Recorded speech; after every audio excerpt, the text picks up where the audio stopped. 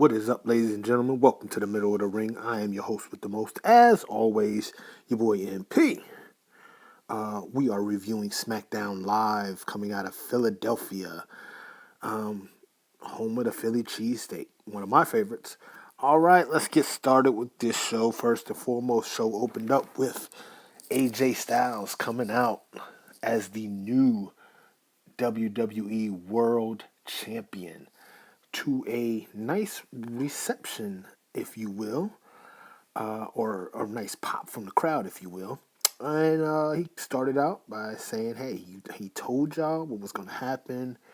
He told you he was beating Cena, and he beat John Cena. He told y'all he was beating Dean Ambrose, and he beat Dean Ambrose.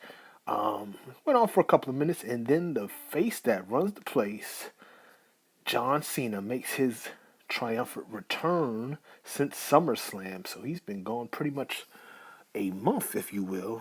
Maybe? Well, yeah, pretty much a month from live TV anyway, because, he has been doing his house shows and stuff like that on the road.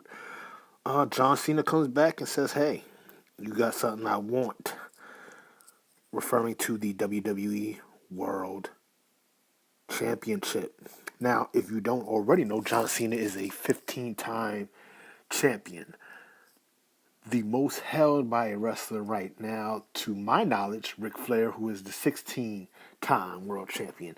So John Cena makes mention that he wants to be known, as the 16-time champion. And he challenges AJ to a match at No Mercy. Then we have Dean Ambrose comes out and pretty much says, wait a minute, hold on. I have a rematch that I need. John, what in the hell are you doing here? Went back and forth between Dean and John, and I got to say, SmackDown and Raw, they just got a little bit more edgy. I'm liking it. So, after they're back and forth a little bit, the commissioner, Shane McMahon, comes on out, basically says, hey, this is how it's going to go. It's going to be a triple threat match at No Mercy. AJ Styles versus Dean Ambrose versus John Cena for the World Championship at No Mercy.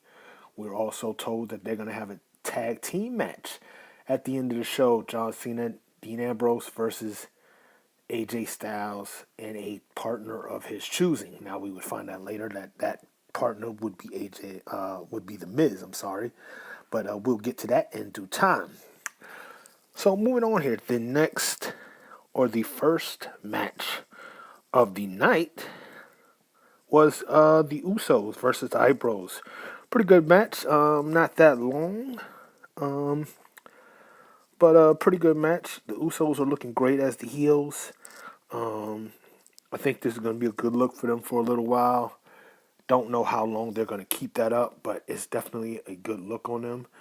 The Usos pretty much take the victory in that match, so we'll see what that little rivalry gets into until the American Alphas return and get after the Usos.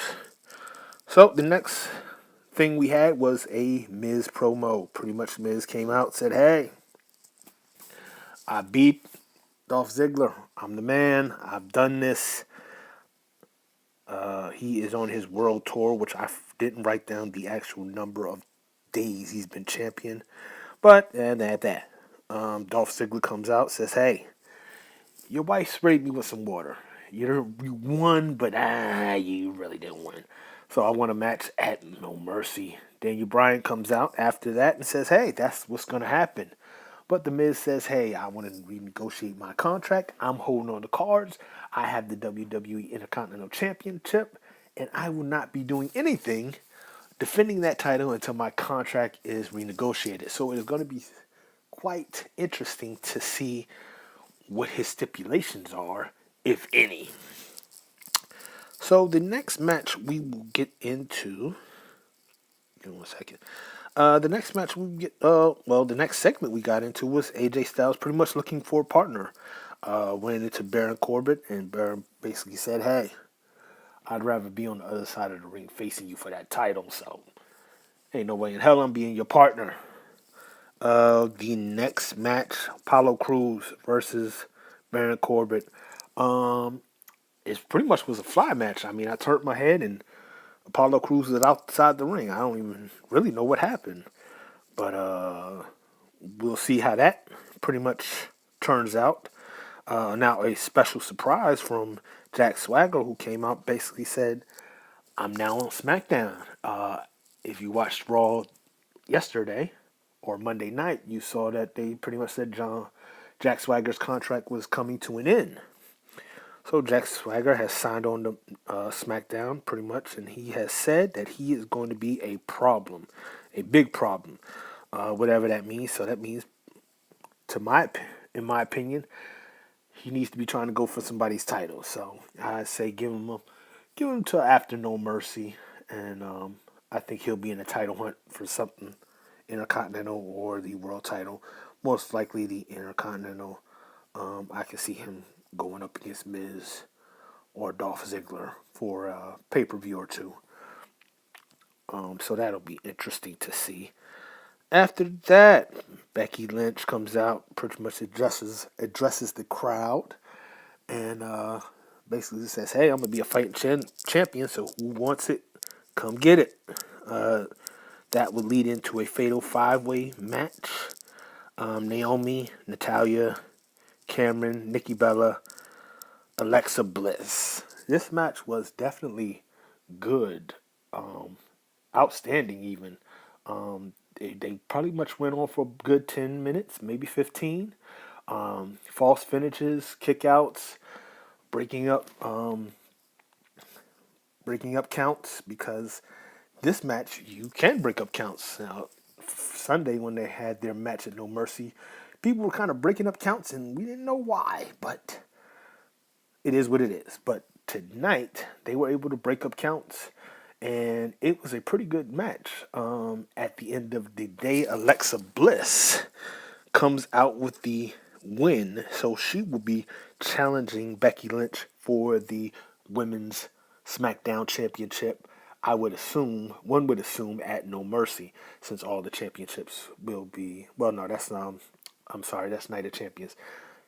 No Mercy, but I more than likely that should be the match in which these two face. The next thing we get into is AJ Styles still in the back looking for a partner. Runs into the big red machine, Kane, and Kane pretty much laughs him off like, "Are you serious? Me tag with you? Come on now." So we go from that to Heath Slater, Rhino. Heath Slater Sunday, as we saw, won the SmackDown Live Championships, which means he gets a contract. He was there to sign his contract, signed his contract. Out comes the exception. Says, "Hey, you guys are fighting champion anytime, any place, anywhere." Since Heath Slater said, "Hey, anytime, any place, anywhere, anybody want it." The exception took note to that, came out, got their match. Shane McMahon said, "Hey, let's make this a match. Let's make it right now."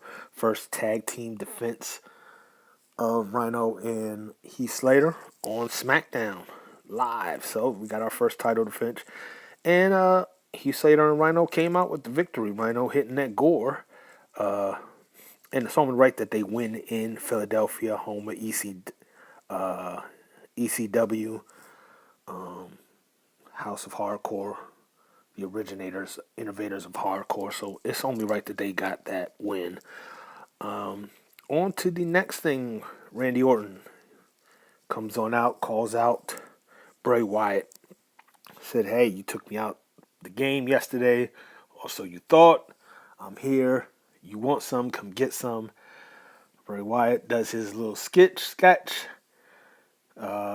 Does his little. He was out at the ring, then he was inside the ring. Little tussle here and there, and out of nowhere that RKO. Like always, it just takes one RKO to enter Viperville.